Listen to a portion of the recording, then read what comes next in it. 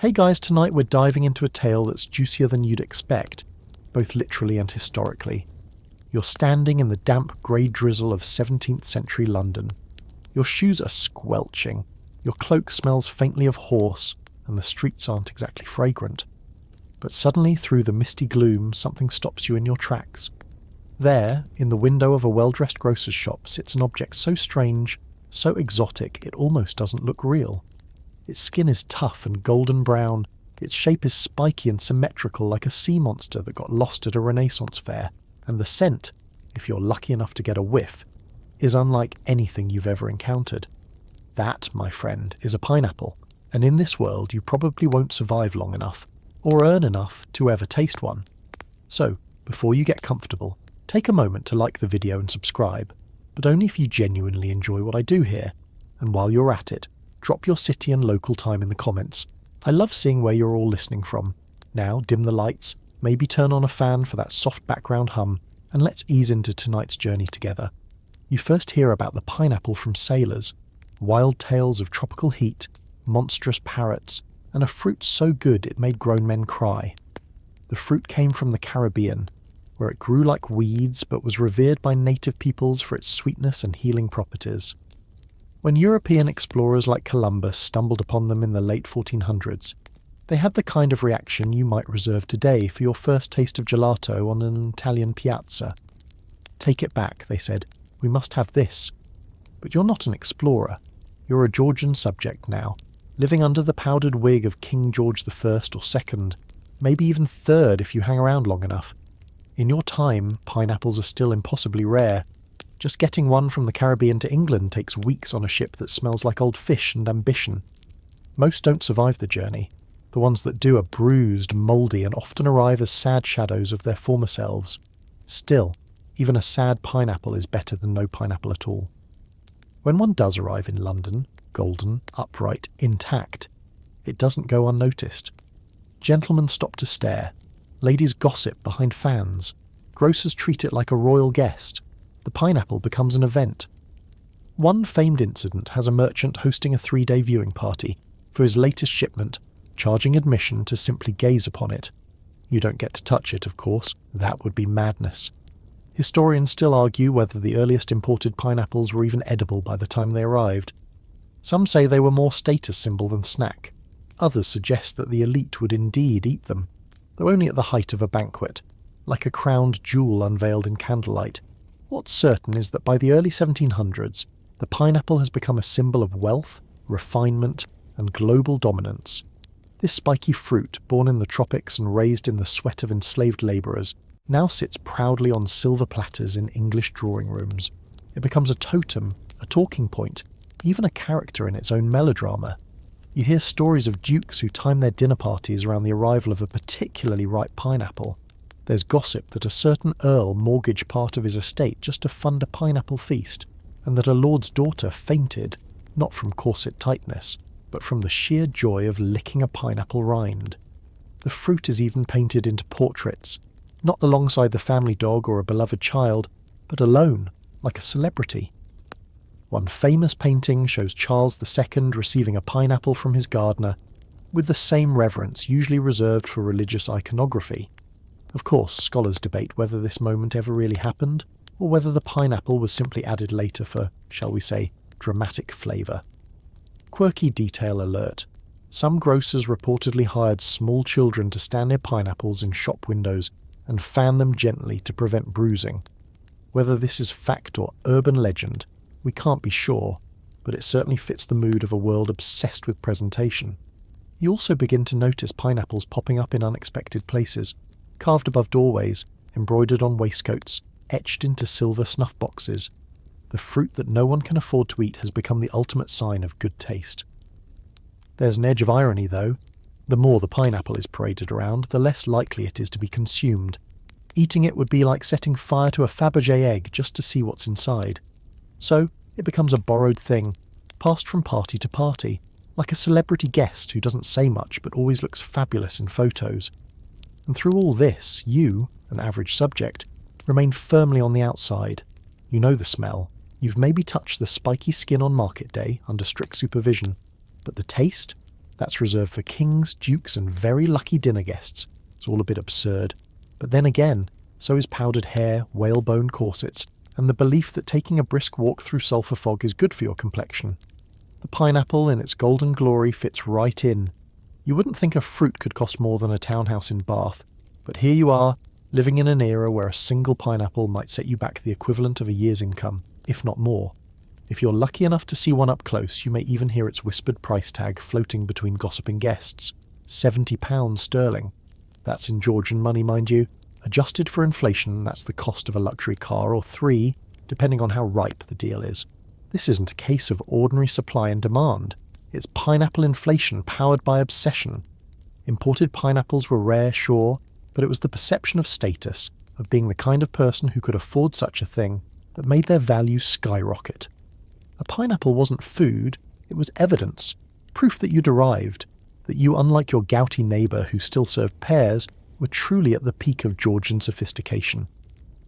To even touch a pineapple, let alone serve one, meant something.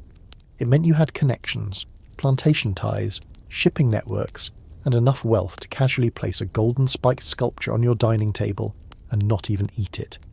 And yes, you read that right. Eating the pineapple was often considered gauche, destructive even, because once it was eaten its value vanished. So what did people do? Well, they rented them. Yes, rented. Pineapples became the Georgian equivalent of a red carpet gown.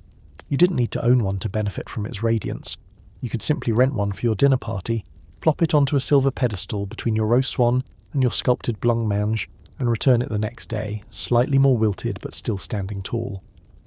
It was the fruit version of a reusable centerpiece, with perhaps less longevity than a good candelabra, but far more excitement. Of course, this system birthed a whole sub-economy.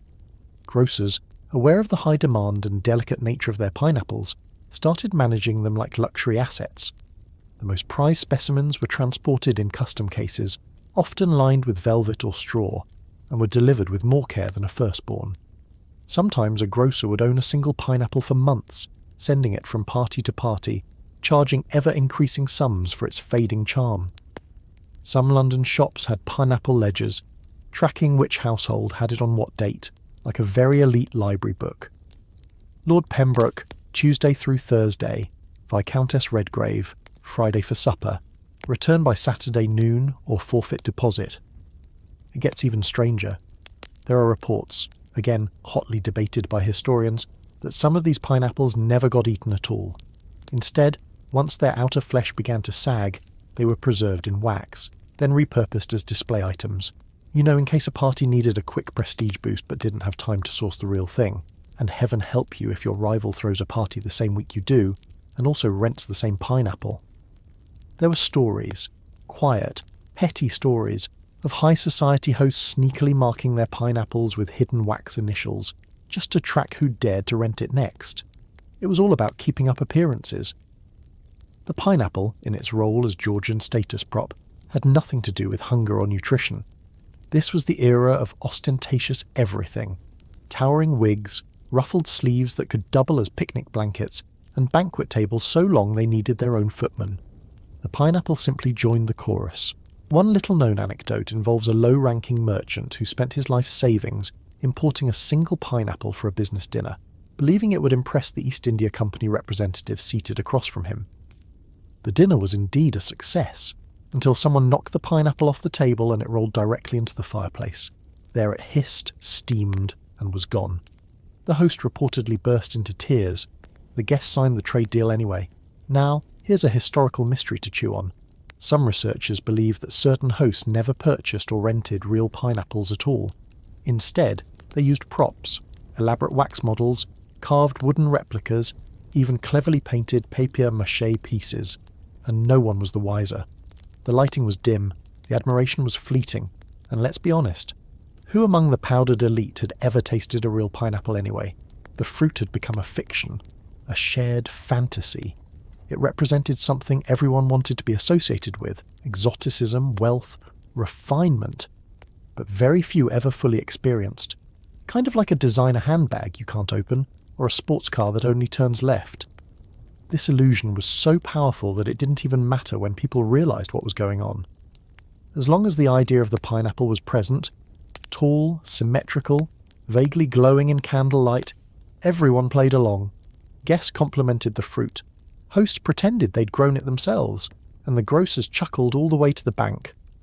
So you, dear listener, wandering through this pineapple fever dream, begin to realise that the fruit is less a snack and more of a mirror. It reflects back everything Georgian England wants to believe about itself, that it is cultured, global, in control of nature and trade and heat and flavour, that it can tame the jungle and wear it as jewellery. You've now spent so many candlelit evenings admiring other people's pineapples that a dangerous idea takes root. What if you grew your own, not just bought or borrowed, grew with your hands, in England, where the sun is about as reliable as a banker in a tavern? It sounds preposterous at first. Pineapples are tropical after all. They demand heat, moisture, and a certain smugness in their environment. 3 things sorely lacking in the British countryside. And yet in the early 1700s, you wouldn't be alone in trying. A wave of well-to-do English landowners becomes obsessed with this exact idea. Grow your own status symbol. Become not just a host, but a producer of prestige. You begin reading gardening manuals. You hire a botanist who insists on being paid in gold and imported nutmeg. You build a hothouse, your very own tropical palace for one fruit. These structures, initially simple wooden enclosures, soon evolve into architectural marvels. Glass walls, sloped roofs, coal-fired heating pipes that snake under the soil like some kind of underground dragon. You don't call it a greenhouse, of course. You call it a pinery. 1 pineapple, 1 pinery. An entire staff. That's the ratio. Growing a pineapple in Britain is like raising a tiger in your drawing room. It requires attention, patience, and the willingness to burn through enormous amounts of money for the promise of 1 perfect day. A single pineapple plant takes 2 years to produce a fruit. 2 years. That's assuming you don't accidentally cook it to death or freeze it solid on a misjudged February morning. Still, the elite persist, because success means immortality. Well, the Georgian version of it. Your name in local papers. Your guests murmuring with awe. Maybe even a painting commissioned to document your horticultural glory. Historians still argue whether this movement was more about botany or social climbing. The line between the two gets blurrier with every new estate that adds a pinery to its grounds. Gardening journals from the time are filled with dramatic entries. Today, I observed a browning of the crown. I have ordered additional straw and prayers. The pineapple becomes both scientific experiment and spiritual quest. One fringe account even tells of a gentleman who allegedly played harpsichord to his pineapple plants at dusk, convinced the vibrations would encourage them to ripen faster. Did it work? Almost certainly not. Did it matter? Absolutely not. Because gardening, in this world, isn't about outcome, it's about performance, and the performance is elaborate. Your gardener wears a special apron when tending to the pineapples. You instruct guests not to approach too closely. They're shy, you say, with a perfectly serious face. Some pineries have locked doors, accessible only to the owner and a trusted horticultural aide. Others are outfitted with chairs, tea trays and even full-length mirrors, just in case someone needs to reflect while reflecting on a fruit. Of course, no obsession exists without rivalry. If your neighbour manages to ripen his pineapple 2 weeks before yours, it's practically a duel. Some gentry start keeping journals of pineapple growth, with watercolour illustrations to document each leaf's progress. There are rumours of gardeners being lured away in the dead of night with promises of higher wages and unlimited figs. Meanwhile, enterprising estate owners push the envelope. Some experiment with manure-heated beds, lining long trenches with horse dung to keep the roots warm. Others invest in elaborate pipe systems, directing hot air from kitchen stoves into their prized glass palaces. One legendary estate reportedly went so far as to pipe smoke from a tobacco room under its pinery, believing the subtle fumes would temper the fruit's temper. What no one quite agrees on is how successful all of this really was. Some historians suggest that true pineapple success was rare, and that most homegrown fruits never reached maturity. Others claim that a handful of estates did manage to produce edible pineapples, though often smaller, less sweet, and more ornamental than their Caribbean cousins. There are a few surviving journals that detail the first taste of an English-grown pineapple. Tart, astonishingly acidic, but oh, the joy, I nearly wept. And who wouldn't? After 2 years of labour, of tending a finicky plant in artificially tropical conditions, just to bite into something that vaguely resembled citrusy glory, you'd cry too. Still, the point wasn't always to eat the thing, it was to have it. Preferably before your neighbour did. It's at this point you realise that the pineapple had become a form of courtly one-upmanship. It wasn't just a fruit anymore, it was the botanical version of owning a personal orchestra, or having 12 horses for a carriage designed for 2. The irony, of course, is that most of these homegrown pineapples weren't necessarily better than imported ones. In fact, they were often worse, smaller, duller, less sweet. But they had something their imported cousins didn't, the power of narrative. You could tell a guest with great solemnity, "This one came from my grounds," and watch their pupils dilate with envy, even if the guest secretly preferred a good apple. Eventually pineapples begin appearing not just at parties but in conversations. "He's cultivating a pinery," becomes shorthand for, "He has more money than sense," and still others admire it. Because this is Georgian England. The rain is endless, the politics are maddening, and fruit that takes 2 years to ripen suddenly feels like a perfectly reasonable distraction. By now, you've walked the gravel paths of more than a few estates and something starts to catch your eye. Not just the pinery itself, but the peculiar structures surrounding it. Brick walls taller than 2 men, roofed passageways, rows of glass panels gleaming under perpetually overcast skies. You're entering the realm of pineapple architecture, structures built not for people, but for one very particular fruit. Welcome to the world of pineapple houses and hot walls. At first glance, it looks like a secret garden for fruit royalty. But no, this is science. Georgian science, which means equal parts cleverness and wild guesswork. The problem is heat. England simply doesn't have enough of it, so these landowners, ever determined to outdo one another, start building what are essentially tropical life support systems. Pineapple houses are purpose-built greenhouses, but calling them greenhouses feels too simple. These are meticulously designed glass palaces engineered to trick a Caribbean plant into thinking it's on vacation. Walls are lined with layers of insulation, brick, clay, even old animal hair stuffed between wooden slats. Heat is pumped in from flues beneath the floors, powered by stoves that must be constantly tended. Some houses have underground channels so warm air can float up and wrap the pineapple roots like a gentle hug. And then there are the hot walls. You walk up to one and press your hand against it. Warm, not blazing, but warm. These are not metaphorical walls for passionate debate. No, they are literal heated bricks. Behind the brickwork are flues, mini chimneys that snake through the wall and vent smoke out the top. Stoves placed at either end burn coal or wood, sending warmth through the network like central heating for fruit. The pineapples, nestled in front of these walls in pots or shallow beds, bask in this unnatural summer like pampered aristocrats. And just like aristocrats, they're wildly temperamental. Too much heat and they wilt. Too little and they sulk. The gardener's job is to walk this thermal tightrope daily, adjusting temperatures like a moody stage manager before opening night. Now, hot walls aren't exclusive to pineapples. They're also used for peaches, grapes, and other diva fruits. But pineapples, they require the most fuss, the most devotion, the most money. And speaking of money, here's where things get especially absurd. Some hot walls span the entire length of a garden. That's over 100 feet of heat-emitting masonry. Maintaining them is no casual affair. You need firewood, you need servants, you need a constant eye on the flue vents to prevent accidental pineapple flambe. One misstep, and your fruit could turn into a soggy, overheated lump in hours. And yet, these walls become symbols. Having one is a flex. Showing it to visitors is a declaration. I care about fruit, and I am not poor. You stroll along your hot wall casually, pointing out the faint hiss of steam. Guests nod approvingly. They don't really understand how it works, but that's beside the point. Even the royal family joins in. Queen Charlotte, wife of George III, reportedly had her own pineapple house at Kew Gardens. It was a place of pride, maintained by the best horticulturist in the kingdom. The pineapples were not eaten lightly, sometimes not eaten at all, but the fact that they existed was enough.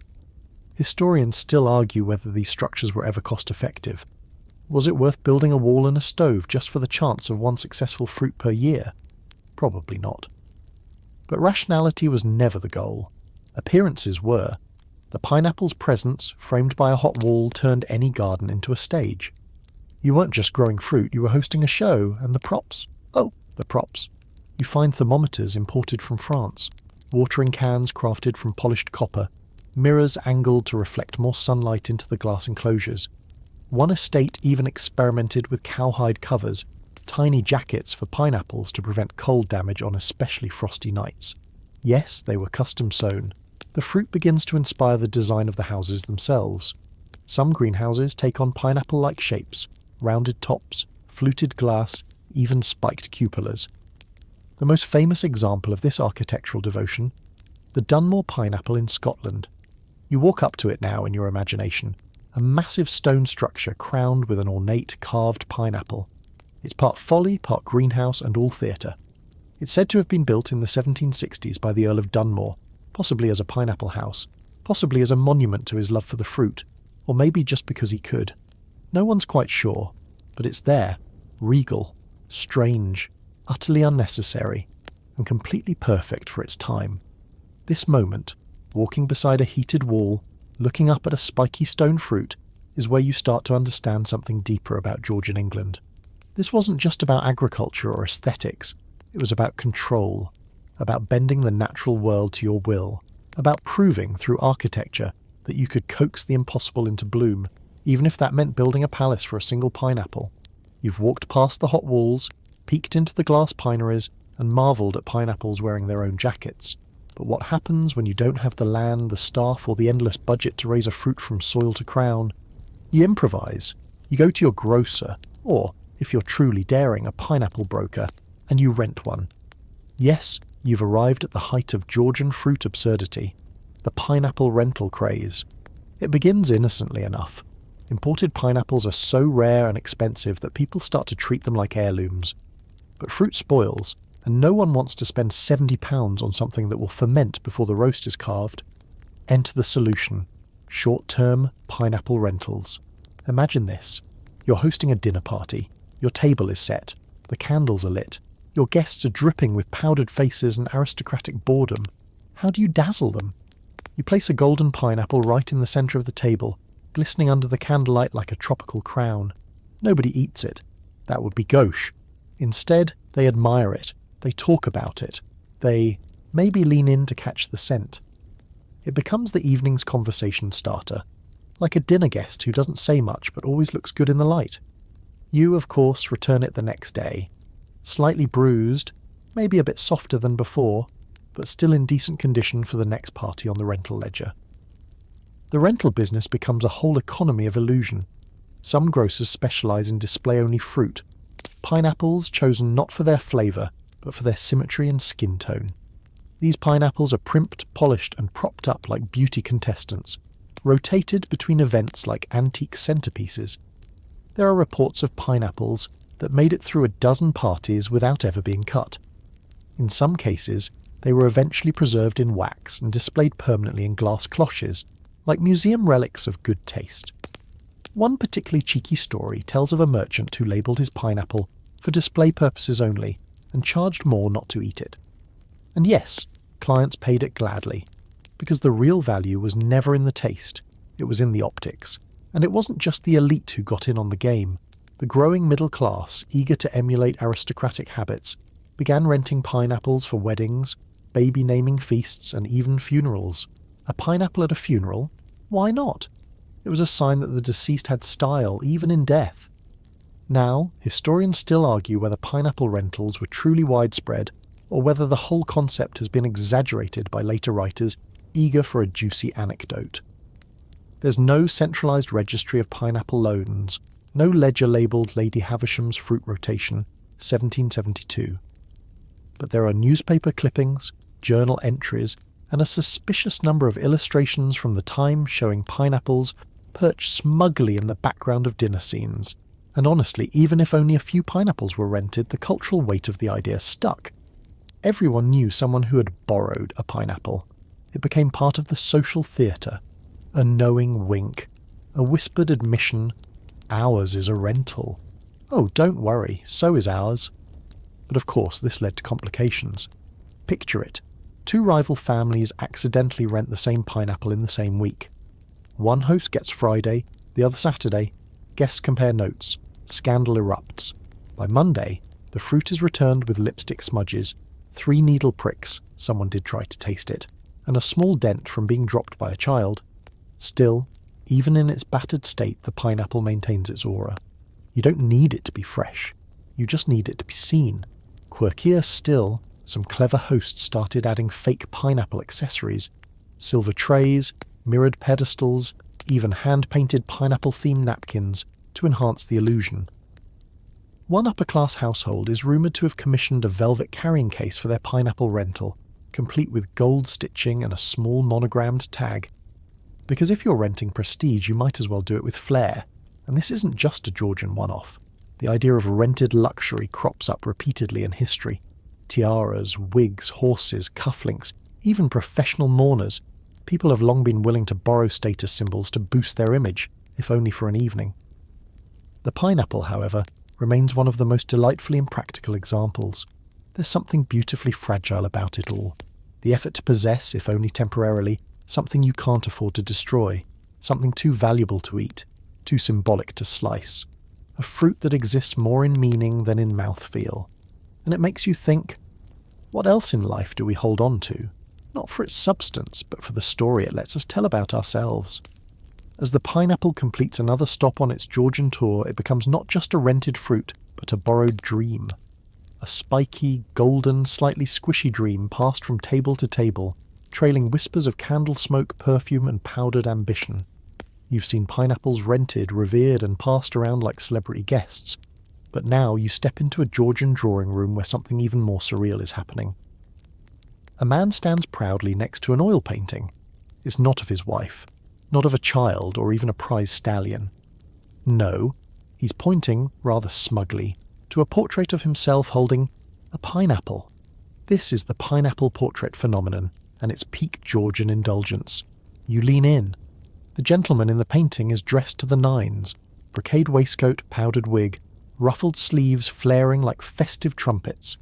But your eye goes straight to the fruit. It gleams with uncanny polish, propped up like a trophy, and you begin to wonder, is it his pineapple, or just a prop? That's the delicious mystery. See, by the mid-1700s, being seen with a pineapple was such a status move that people began immortalising it in art. If you couldn't grow one, or rent one often enough, you could still pay to be painted with one. Artists, always happy to oblige, began including pineapples as symbols of exotic wealth, global trade, and genteel taste. And make no mistake, these were not accidental props. The pineapple was carefully composed, often placed in the foreground, its spikes subtly echoing the sitter's lace cuffs, or its golden tones catching the light just so. Sometimes it rested on a marble pedestal, other times it was held delicately like a newborn. In one particularly flamboyant portrait, a naval officer holds a pineapple aloft like a sceptre, as if claiming dominion over the very tropics. But here's the catch. Historians still argue whether most of these pineapples were real. Theories abound. Some suggest that travelling artists simply carried a prop pineapple from commission to commission, like a mobile status fruit. Others believe artists copied a generic fruit design into their canvases without any real pineapple ever being present, sort of like a 1700s Photoshop filter. There's also the awkward question of truth. Did these men actually own the pineapples they were painted with? Some certainly did. Wealthy merchants who imported the fruit themselves, or nobles with estate-grown crops, but many didn't. And yet the presence of the pineapple helped reinforce the illusion that they had the means, the reach, the taste. You imagine commissioning your own portrait. Make sure the fruit is visible, you tell the artist, and try to make it look as if I've just returned from the West Indies. Whether or not you've ever been on a boat is irrelevant, and it wasn't just men getting fruity. Georgian women also entered the scene. One famous painting features a well-dressed lady extending a pineapple like an offering, her expression demure, almost reverent. It's as if she's saying, "Look what my gardener coaxed from the soil. Marriage material, surely?" Another portrait shows a child beside a pineapple-laden table, the fruit positioned higher than the child's head, as if to say, "This fruit is the real heir." This blending of self-image and fruit symbolism wasn't new to art. Banquets, chalices, and laurel wreaths had long been used to signal wealth or power. But the pineapple added something new, a splash of imperial exoticism. It suggested you had reached beyond England, that you were plugged into the empire, that your wealth wasn't just local, it was global. A few painters, cheekily aware of the absurdity, even played with the concept. In one portrait from 1760, a butler in the background balances a pineapple on a silver tray, but if you look closely, his expression seems less servant-like and more conspiratorial, as if he's in on the joke. Can you believe they paid 20 guineas to borrow this thing? Of course, as the pineapple trend bloomed in art, it spilled over into satire. Cartoonists began drawing exaggerated versions of pineapple posers, noblemen so obsessed they wear pineapples on their heads or duel over the fruit's honour. One pamphlet mocks a politician by depicting him presenting a pineapple to Parliament as if it were a bill of law. Another shows a woman swooning, not because of romance, but because someone else's pineapple looked riper. But satire or not, the pineapple portrait persisted. Weirdly, it also expanded. People started incorporating pineapples into family portraits, not just as accessories, but as part of the narrative. You'd have Dad with his hand resting on the fruit, Mum standing beside him, looking virtuous. Kids posed like cherubs with a pineapple between them, symbolising not just wealth, but harmony. The family that fruits together, roots together. One slightly bonkers trend involved staging portraits in the pinery itself.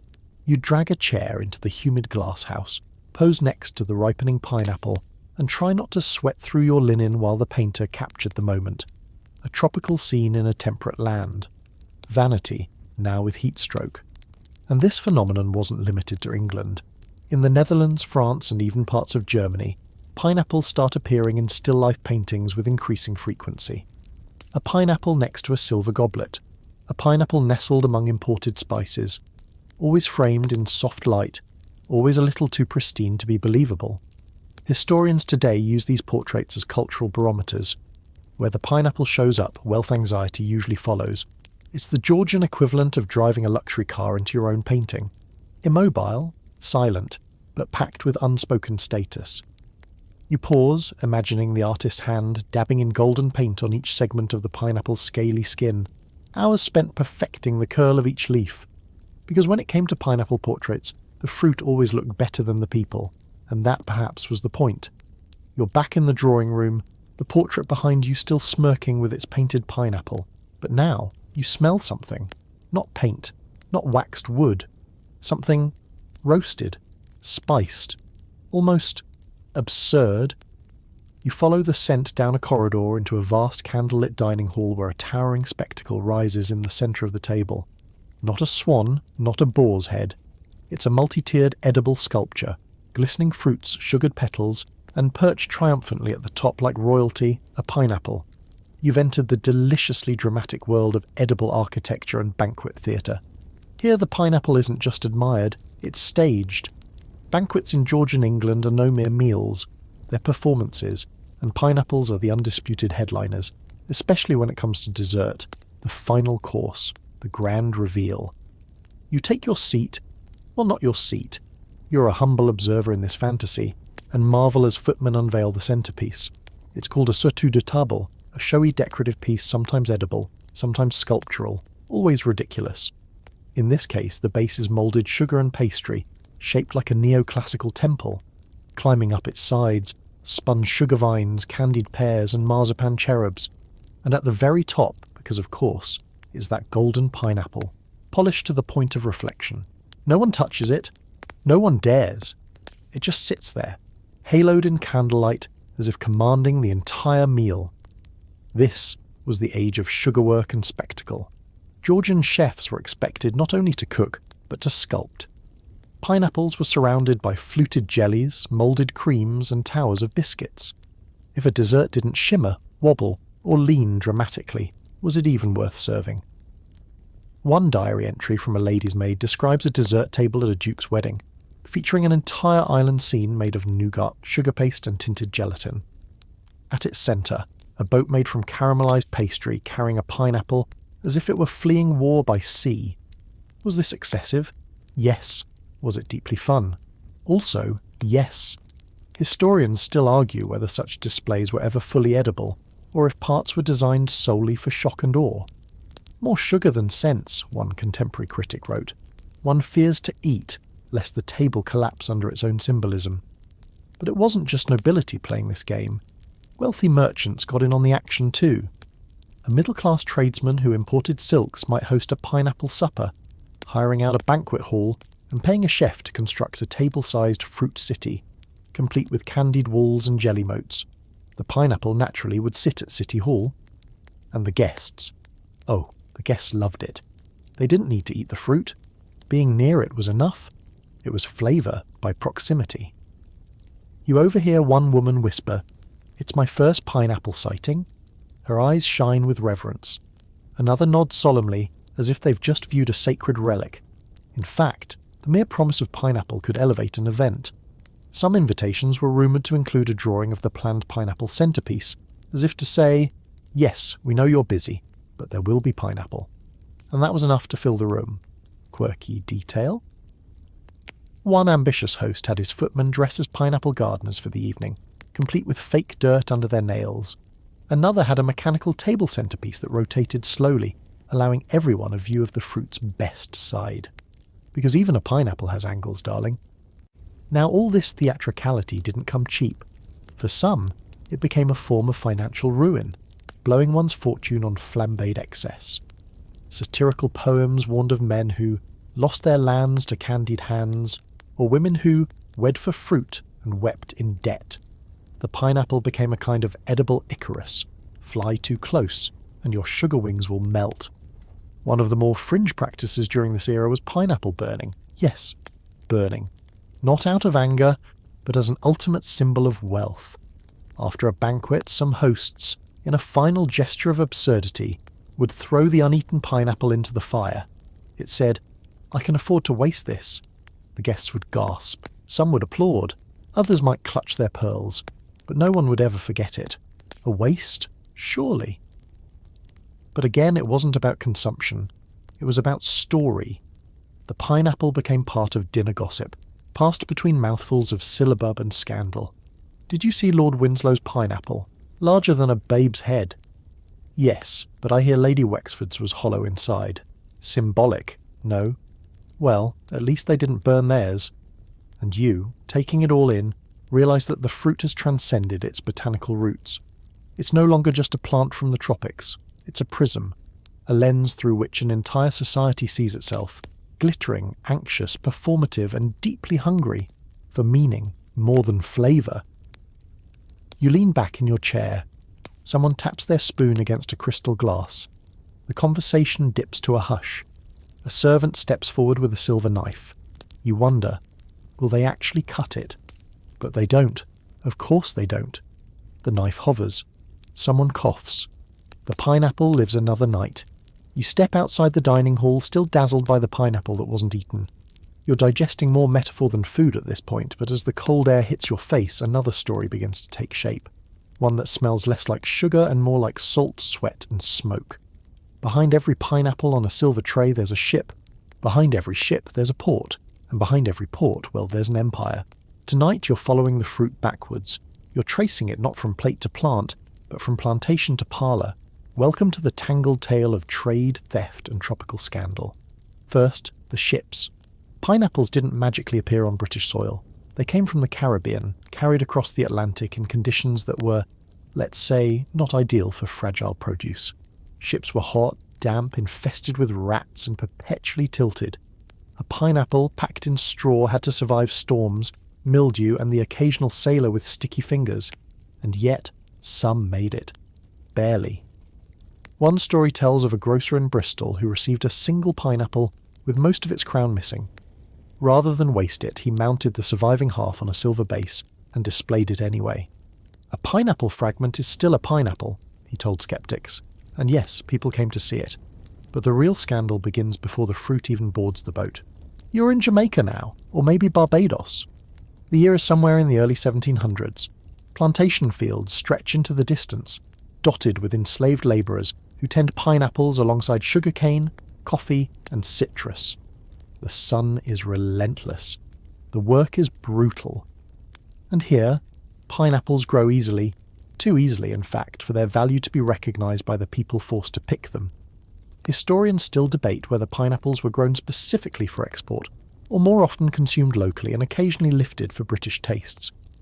What's agreed upon is that the empire used its colonies to supply the mainland with luxury at staggering human cost. And yes, pineapples were sometimes stolen, not by pirates necessarily, but by opportunists, dock workers, plantation middlemen, even rival merchants. If you could smuggle a ripe pineapple aboard the right ship, you might sell it in London for a small fortune. One report mentions a London merchant whose Caribbean relations sent him fruits that mysteriously didn't appear on any official ledger. He sold them by candlelight from the back of his counting house, charging more than a surgeon's annual salary. Quirky detail? Some shippers wrapped pineapples in cloth soaked with brandy, hoping the alcohol would preserve them longer and discourage mould. Others dipped the crown in wax to seal in moisture, creating a fruit that looked oddly like a scented candle by the time it reached British docks. Theft wasn't the only issue.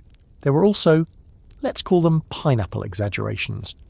Some grocers, knowing most customers had never seen a fresh pineapple, would pass off unripe or even counterfeit fruits as premium imports.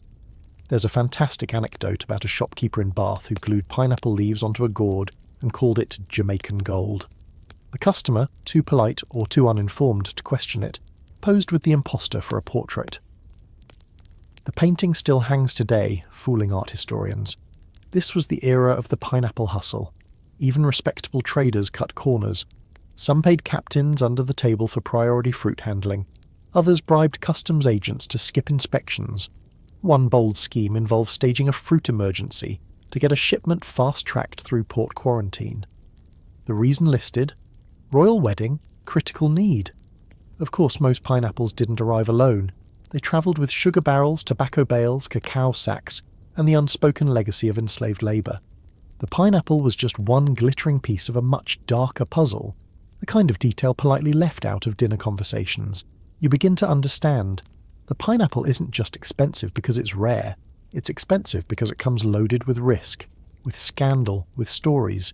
Every perfect fruit is a survivor, a smuggled treasure, a velvet-wrapped bribe in botanical form. Some Georgian hosts knew this. Others didn't want to know. But the pineapple's mystique only grew. It became fashionable to say things like, "Mine came direct from Port Royal," or "shipped under seal from St. Kitts." Whether or not this was true didn't matter. What mattered was the impression, that you had connections, that your fruit had provenance. At the same time, artists and decorators began using pineapple motifs to suggest worldliness. A pineapple painted above a doorway hinted at mercantile power. A pineapple-shaped doorknob? Empire at your fingertips. And through it all, the fruit kept travelling, sometimes above board, sometimes tucked beneath blankets in secret crates.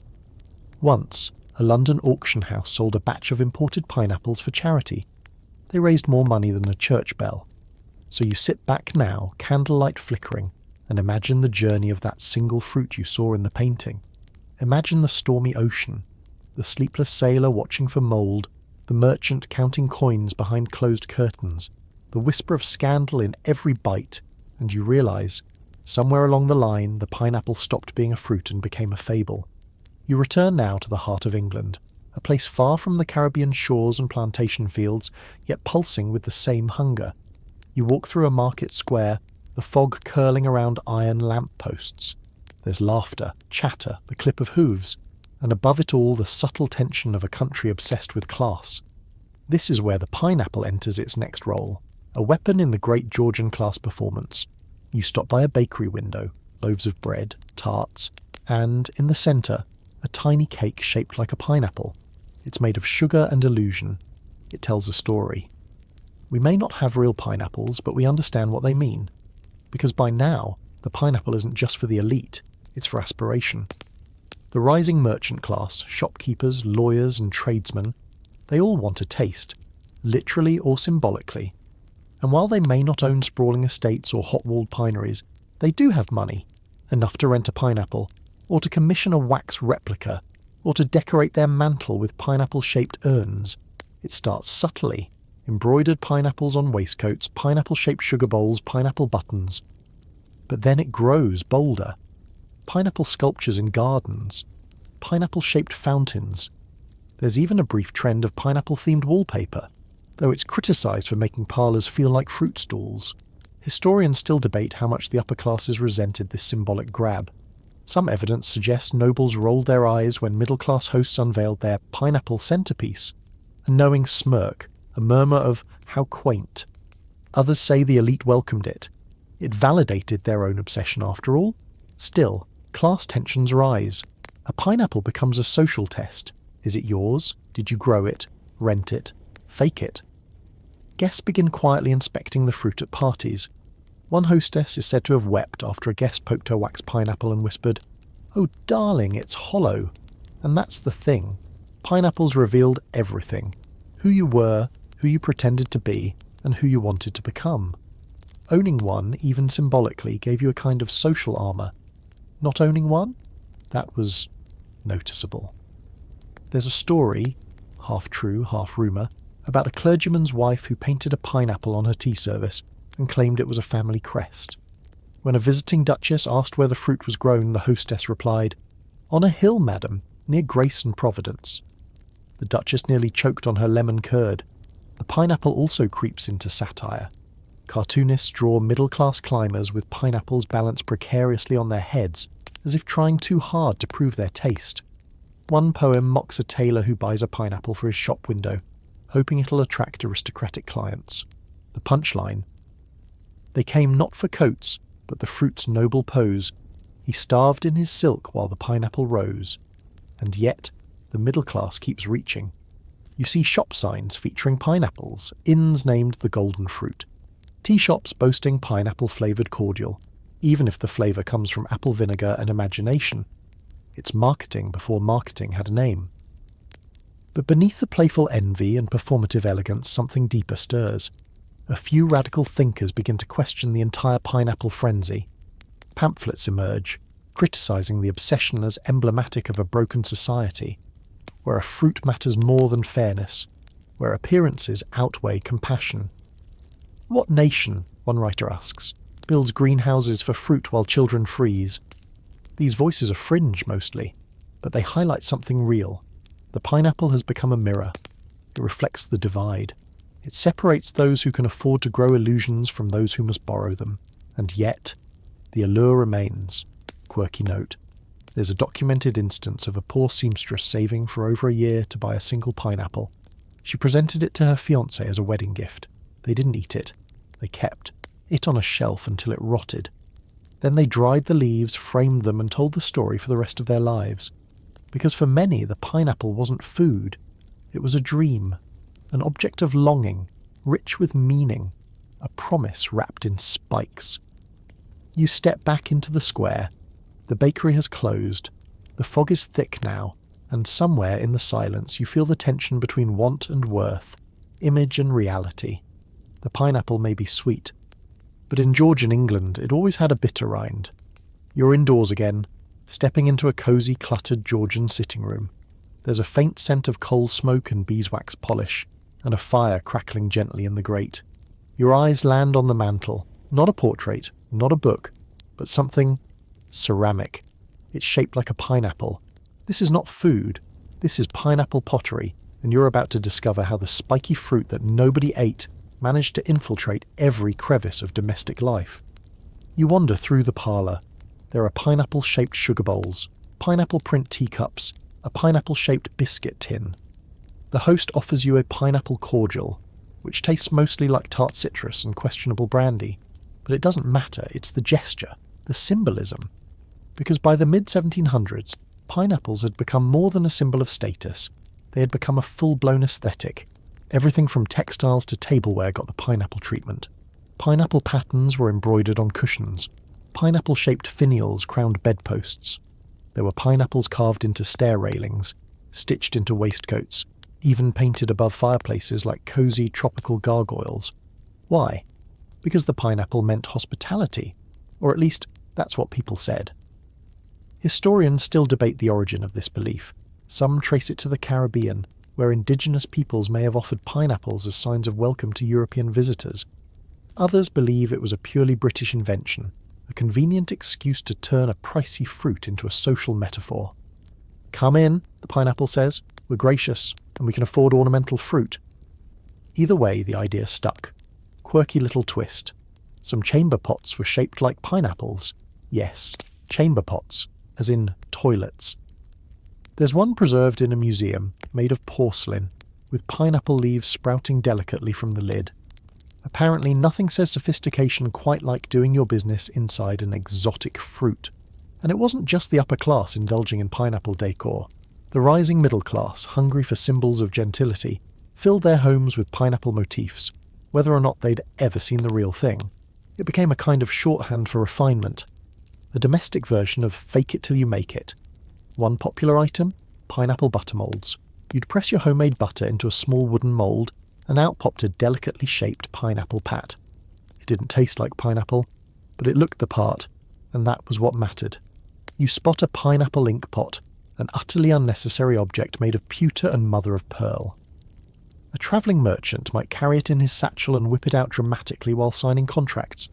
Pineapple pen equals power move. Over in the corner of the room, a pineapple-shaped clock ticks quietly.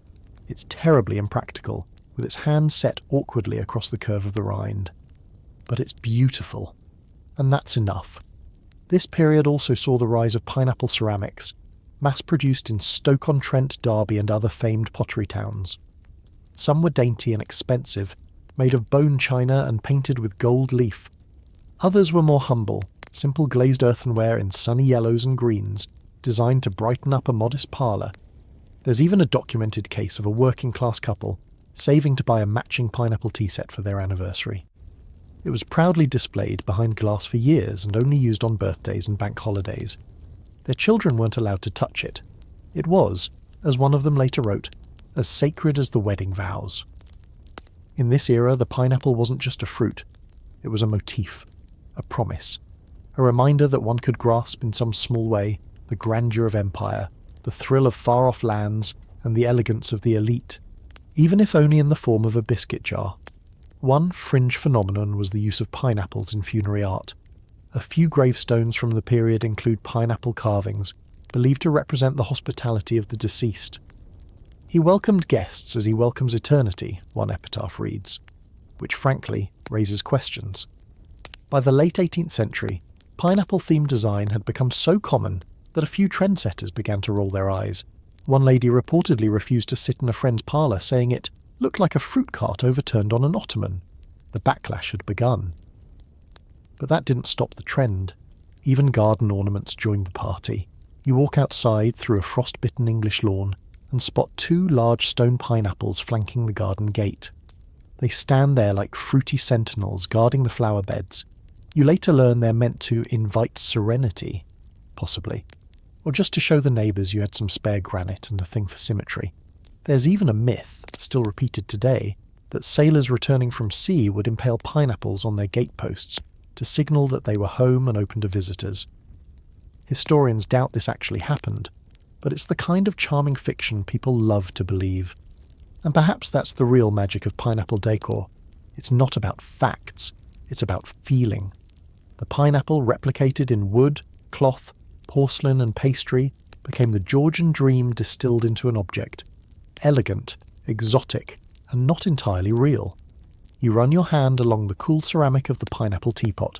You imagine its owner pouring guests tiny cups of tea, smiling softly as they comment on the design. "Oh, thank you," she says. "It was a wedding gift from someone very well travelled." Was it true?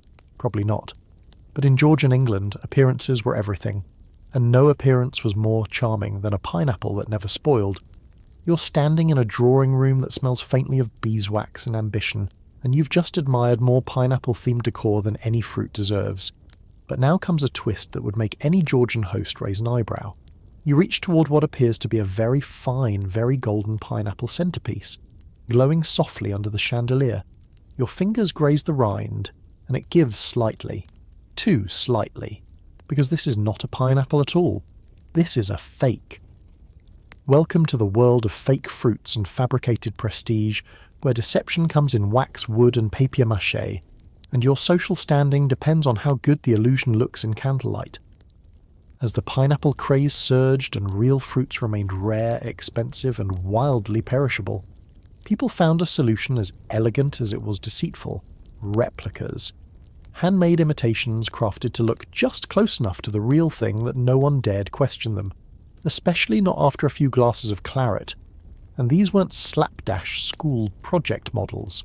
No, these were artisan pieces, wax pineapples, sculpted leaf by leaf, dyed to perfection, carved wooden ones painted with tiny flecks to mimic bruising, papier-mâché pineapples so convincing they reportedly fooled a duke's butler into refrigerating one for 3 days. Quirky detail: some fake pineapples were scented, rubbed with citrus oil or clove to give them a vaguely fruity aura. If a guest leaned in for a sniff, they'd be rewarded with a mysterious tropical fragrance and zero suspicion. Theatres, of course, adored them. Pineapples were stage shorthand for wealth and exoticism, appearing in plays about colonial conquest or foreign intrigue. You couldn't have an island paradise on stage without at least one fake pineapple. Stagehands would repaint the same prop fruit night after night. In some cases, these props outlasted the careers of the actors who passed them around.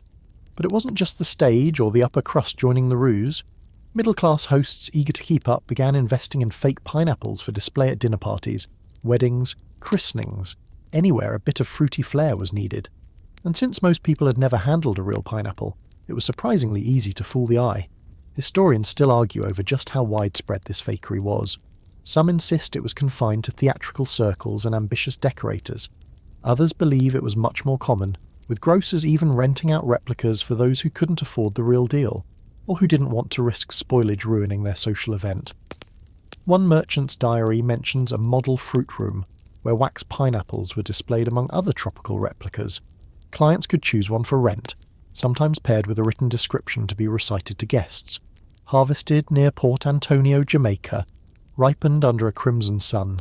All lies. Glorious, juicy lies. And let's not forget the DIYers. Some ambitious homemakers crafted their own fake pineapples using surprisingly creative materials. Hollowed out turnips, dried gourds, pine cones glued to melons, anything with the right shape and some imagination. You can picture the pride. I made it myself, darling. Took 3 days and half a bottle of varnish. Of course, the ruse didn't always hold. One unlucky couple hosted a dinner party in Bristol where a guest, slightly tipsy and very bold, stabbed the centerpiece pineapple with a dessert fork. The paper shell collapsed instantly, revealing a hollow center and what was either stuffing or shredded newspaper. The hostess fainted. The fake fruit was later burned in the garden. Still, most fakes held up just fine, because again, no one really wanted to expose them. It was a collective performance. Guests would ooh and ah. Hosts would beam, and the pineapple would sit there in dignified silence, pretending to be real. Even more surreal, some people took their fake pineapples to portrait sessions, commissioning likenesses with fruits they never actually owned. One such painting features a prominent barrister holding a pineapple that experts now believe was carved from soapstone. But at the time, it worked. He rose in society. Was it the wig, the gaze, or the fruit? Who can say? There were entire shops in London rumoured to specialise in fake pineapples. Behind curtains and backroom shelves, you could purchase display-grade replicas, some of which were crafted with more care than the average wedding cake. These shops often served clients discreetly, because while fake fruit was socially acceptable, it wasn't exactly advertised. Owning one was fine. Admitting it was another story. The irony, of course, is that the fake pineapple often outlived the real one, literally and figuratively. Real pineapples bruised, rotted, fermented. Fakes, however, remained pristine. They didn't wilt under candlelight. They didn't attract flies. They just stood there, eternal, a perfect emblem of artificial perfection in an era obsessed with appearances. And perhaps that's why they thrived. You think of a society where the truth was less important than the illusion, where what mattered wasn't what you had, but what people thought you had. A society that would build heated walls for a fruit, then sculpt it in wax when reality proved too inconvenient. You reach out again toward that fake pineapple, now fully aware of its ruse, and this time you smile. Because in Georgian England, even lies came gilded. You're walking through a city street now, not the quiet manor roads of the countryside, but the cobbled, clattering, soot-dusted avenues of London in the late 18th century. Carriages rattle, fishmongers shout, and the smell of roasted chestnuts mixes with horse sweat and coal smoke, And yet even here, amidst the grime and clamour, the pineapple still reigns. Only now. People are laughing at it. This is the beginning of the backlash. The golden crown is slipping. Welcome to the era of satire and slow spoilage, when the pineapple begins to tumble from its pedestal.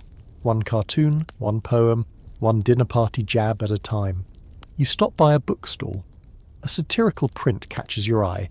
A portly gentleman in a powdered wig trying to balance a pineapple on his head while tripping over a servant carrying a tureen of soup.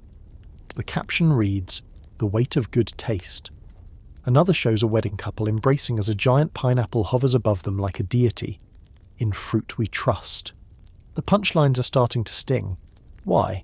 Because the pineapple, once a gleaming symbol of refinement, has become too visible, too copied, too mimicked. The elite resent its democratization. The middle class is growing tired of pretending. And the working class, they're amused. The pineapple has become the butt of the joke, an emblem of superficial ambition, the tryhard's favourite fruit. You enter a coffee house, buzzing with wigs, tobacco smoke and dry wit. A gentleman is loudly reading from a mock-epic poem. "Oh, noble fruit from foreign shore, that none dare eat and all adore, thou waxen idol of the feast, sweet scent of wealth, and taste of least." Polite laughter. A few guffaws. One man claps. Satirical poetry becomes a favourite medium for pineapple critique. One verse refers to it as the spiky lie, another as fruit of the fools. The jokes aren't mean-spirited, just wry, knowing, gently deflating. It's as if society collectively woke up from a sugar coma and realised, this is a lot of fuss for something that's mostly water and fibre. One fringe pamphlet titled "On the Great Pineapple Madness" makes the rounds in salons and universities. It declares the fruit a tyrant of taste, suggesting that it rules the table like a monarch, but contributes nothing to the nourishment of the people. The metaphor is obvious, and just subtle enough to avoid sedition charges. Historians still argue over how widespread this backlash really was. Was it genuine satire or just playful ribbing among the fashionable crowd? Did it reflect cultural exhaustion, or simply the natural evolution of a trend? One thing is clear. By the late 1700s, the pineapple had become more than a status symbol. It had become a symbol of trying too hard.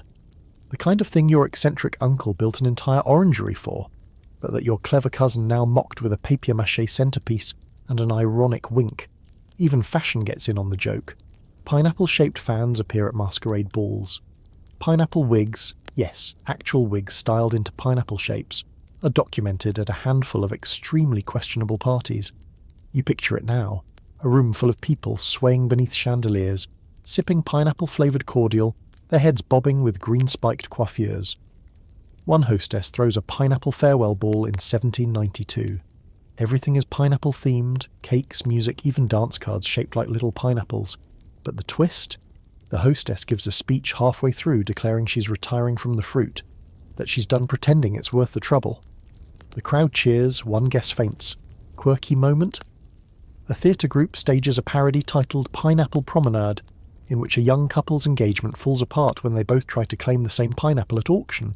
The story ends with the fruit being thrown out the window to applause, and you start to feel it too, the shift in tone. The pineapple is no longer untouchable, no longer sacred.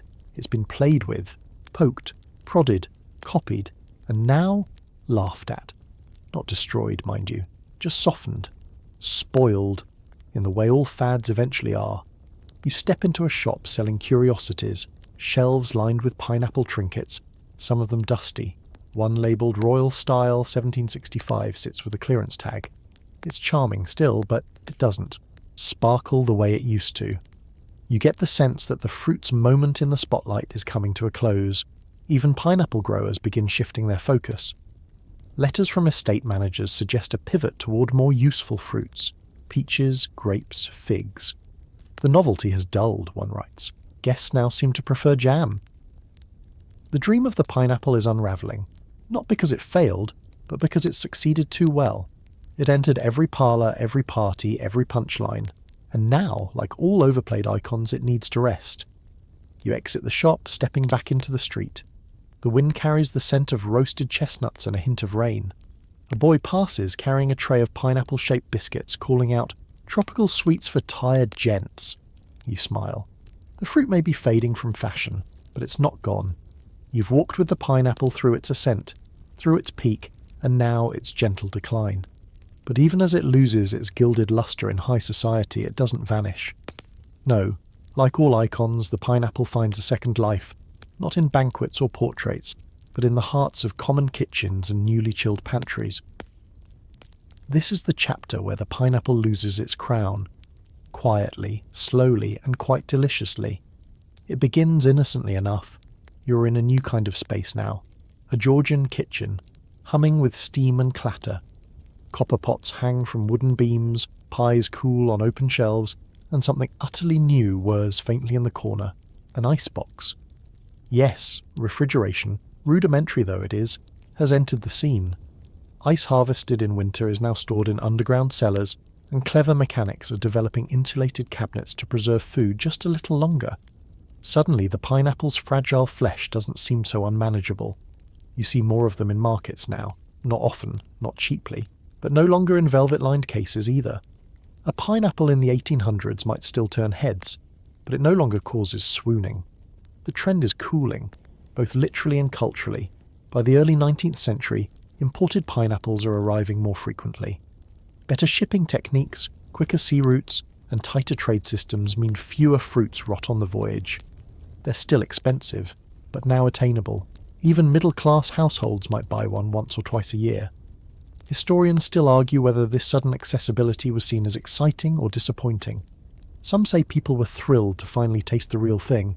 Others suggest that by the time pineapples were affordable, their status had already deflated. The magic was gone. A satirical magazine from 1823 sums it up in one line. We used to worship it, now we pickle it. Quirky aside, pickling pineapple actually did happen. British housewives began experimenting with ways to preserve the exotic fruit, boiling it with vinegar and sugar, stuffing it into jars like jam, even baking it into puddings alongside cloves and nutmeg. One recipe cheerfully proclaims, an ideal winter comfort for those who cannot afford oranges. And here's another twist. Canned pineapple. By the mid-19th century, the technology of tin canning is on the rise, and entrepreneurs leap at the chance to preserve tropical fruit. Factories in the colonies begin processing pineapples by the crate, canning them in syrup and shipping them to Britain, Europe, and eventually America. You hold one of these cans in your hand. The label is colourful, vaguely colonial in theme. The pineapple inside, sliced neatly, ringed like golden gears, shelf-stable status. Now everyone can eat pineapple. Everyone. From chimney sweeps to shop girls. It's no longer a symbol of wealth. It's dessert. It's lunchbox filler. It's Tuesday night. The elite naturally abandon ship. Once a delicacy becomes a common item, it loses its cachet. The pineapple had been a throne of exclusivity, and now it's being spooned onto porridge. One aristocrat, asked in 1831 if he still serves pineapple at dinners, replies, I serve pears. They bruise less easily and come with fewer colonial complications. That one comment says so much. Because underneath the flavour shift lies another truth. Taste is political. As the British Empire begins to face questions about its practices, as revolts shake the Caribbean, as voices rise against slavery and the exploitation of colonial lands, certain imports begin to feel less appetising. Pineapples, once exotic symbols of conquest and trade prowess, now remind people of sugar plantations, labour abuses and imperial indulgence. The fruit didn't change, the context did. Even architecture shifts. The pineapple motifs that once adorned palaces and pineries are now considered quaint, whimsical relics of a more theatrical time. One estate removes its pineapple gate finials and replaces them with plain orbs. Another repurposes its pinery into a conservatory for roses. And yet, the pineapple lingers. You walk into a seaside tea room in Brighton circa 1845. There's a pineapple upside-down cake on the counter. The hostess wears a dress with tiny embroidered pineapples at the collar. A girl sips pineapple-flavoured lemonade, swirling the straw like she's stirring the tropics into her day. The fruit has settled into a quieter life, no longer outrageous, no longer unreachable. Just there. A flavour, a fragrance, a memory. It's the slowest kind of dethroning, where no one gets angry, no one burns effigies, no one writes grand declarations. The pineapple simply slides down the cultural ladder, rung by polite rung, until it rests comfortably in the pantry. You think of it now like a retired actor, once dazzling, now content to play background roles in pies and jams. No scandal, no bitterness, just soft applause and a long nap in syrup. The crown hasn't disappeared, it's just moved from the pedestal to the plate, and somehow that feels fitting. You're stepping into the present now, leaving behind powdered wigs, pineapple-shaped chamber pots, and banquets that could bankrupt a duchy. But as you look around, you realise something odd. The pineapple never really went away. It's in your kitchen, on your pizza, printed on your beach towel, hanging as a pendant from your neighbour's earlobe. This isn't a comeback, it's a reincarnation. This is the age of the pineapple's quirky legacy. It begins subtly, tucked between Victorian cookbooks and the rise of industrial food. In the 20th century, canned pineapple becomes a staple in pantries across Britain, the United States, Australia, and beyond. It's praised for its sweetness, its long shelf life, and its cheerful exotic flair. The phrase, "a taste of the tropics," begins to pop up in cookbooks, always next to a ring of golden fruit. But then the pineapple gets weird, and by weird, we mean everywhere. Pineapple-shaped lamps, pineapple-printed shirts, pineapple wedding decor, pineapple pool floats. There's a moment, maybe in the early 2000s, where the fruit becomes more of a design choice than a snack. Home stores sell pineapple bookends. Instagram influencers pose with pineapples as accessories. Someone, somewhere, turns a pineapple into a handbag. And yes, it sparkles. Quirky twist. Pineapples become a symbol in the tattoo world. People start inking them onto their skin, not because they crave vitamin C, but because the pineapple has come to stand for hospitality, openness, and chill vibes. There are even tiny pineapple tattoos behind ears, on ankles, and on biceps, often paired with cursive words like welcome, sweet, or sun. Historians still debate how exactly the pineapple made this shift, from object of elitism to icon of beachy friendliness. Some credit post-war American pop culture, which embraced the tiki aesthetic with an almost comical enthusiasm. Suddenly, pineapples were served in drinks, carved into centerpieces and paired with skewers of maraschino cherries. It became tropical shorthand. And of course, we cannot ignore pineapple on pizza. Yes. That glorious, contentious, late 20th century fusion, the Hawaiian pizza, invented not in Hawaii but in Ontario, Canada, by a Greek immigrant who thought pineapple and ham might taste good together. The world has never recovered. Some love it, some loathe it, some write impassioned essays on its culinary merits, others declare it an abomination against crust and tomato, and yet, there it is, on menus in New York, Tokyo, Johannesburg and Naples, quietly doing its thing. The debate itself becomes cultural canon. Entire social media threads ask, pineapple on pizza, yes or no? Friendships are tested, marriages evaluated. But amidst the laughter and outrage, one thing is clear. The pineapple is still sparking emotion, still carrying weight, still starting conversations, and it doesn't stop there. Pineapples also take on symbolic roles. In the American South, for example, the fruit has long been associated with southern hospitality. A nod, perhaps, to those Georgian and colonial roots.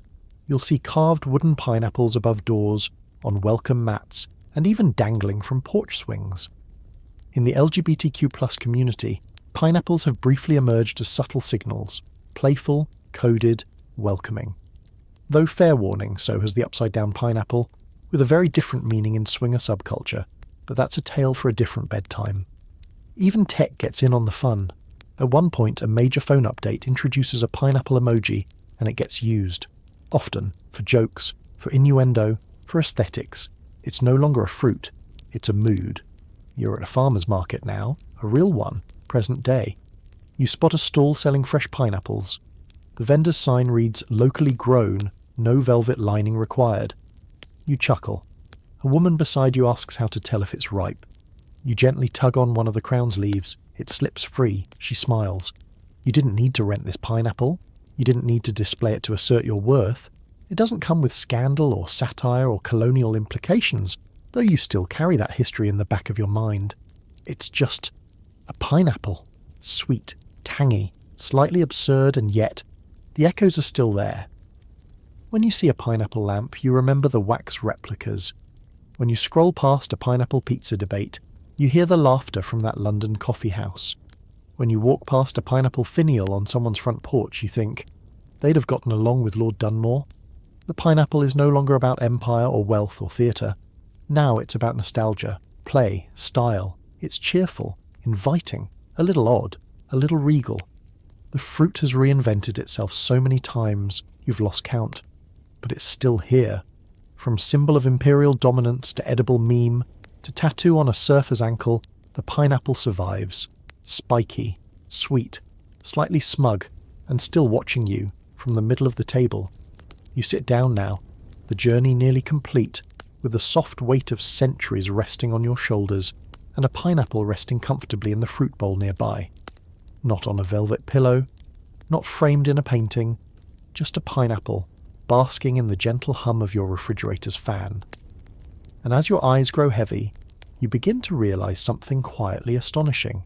This fruit, this absurdly armoured, sugar-scented tropical gem, has done what few objects ever do. It endured. Through changing empires and crumbling class systems, from colonial plantations to pop art t-shirts, the pineapple has evolved, shape-shifted, and survived. And tonight, as your mind slows and the day's edges begin to blur, you're walking one last time through the final scene of its history. Not a coronation, not a caricature, but a gentle kind of peace. The pineapple is no longer reaching for greatness. It doesn't need to. It's already had its moment as king of the table, the muse of satirists, the obsession of gardeners, and the pawn of empire. Now it rests, no longer a symbol of unreachable wealth, no longer a prop in a paper-thin performance. It's simply part of the everyday, sometimes canned, sometimes fresh, sometimes printed on pool floats, or embroidered into hotel towels, but always there, still noticed, still smiling, and as you settle into the soft rhythm of memory and breath, your thoughts drift back, softly, sleepily, to all the absurd little moments this fruit has passed through. You remember the Georgian hostess wiping a tear as her wax pineapple collapsed in front of guests. You hear the nervous whisper of a clergyman explaining his painted pineapple family crest. You picture the poor servant fanning a fruit for hours, hoping to keep the leaves glossy, just a bit longer. You remember the velvet cases, the candlelit portraits, the smug centerpiece that nobody dared slice. And then you remember the quiet rebellion, the laughter in coffee houses, the parody poems, the moment society looked at the fruit and said, well, perhaps we've gone too far. Yet even that wasn't the end, because the pineapple, ever adaptable, simply changed lanes. It slipped off the pedestal and into the jam jar, into the upside-down cake, onto the controversial slice of ham and dough, into your fridge, onto your socks, into your life, not as a spectacle, but as a companion, a reminder that even the most ridiculous obsessions can, in time, mellow into something sweet, something simple, something familiar. And so, as the candlelight dims in your imagination and the final crinkle of wax fruit fades into shadow, the pineapple says nothing. It doesn't need to. It just sits there, still wearing its crown. So now, dear listener, let your breathing slow, just a little. You've followed a fruit through drawing rooms and dining halls, through satire and scandal, through sugar-dusted banquets and rainy garden walks. You've watched it rise, glitter, bruise, and reinvent itself. And now, at last, it rests, and so do you. Picture yourself in a quiet country kitchen. The windows are fogged gently from the warmth of a banked fire. Outside, the garden sleeps beneath soft moonlight. There are no parties tonight, no portraits to pose for, no guests to impress, just a calm room, a soft chair, and a bowl of fruit, nothing special really. Except, there it is, that pineapple again. Not because it needs to be admired, but because it simply belongs now. Part of the pattern. A golden, spiky little reminder that even the most elaborate dreams eventually settle into stories. Let the weight of wigs and wax and velvet fall away. Let the flickering candlelight turn to darkness. Let the sound of dinner parties drift into silence. There's no more need to perform, no more need to host. Just the quiet comfort of knowing you've travelled far, with a fruit that's seen even farther. Now close your eyes, let the hush of time wrap around you, and sleep.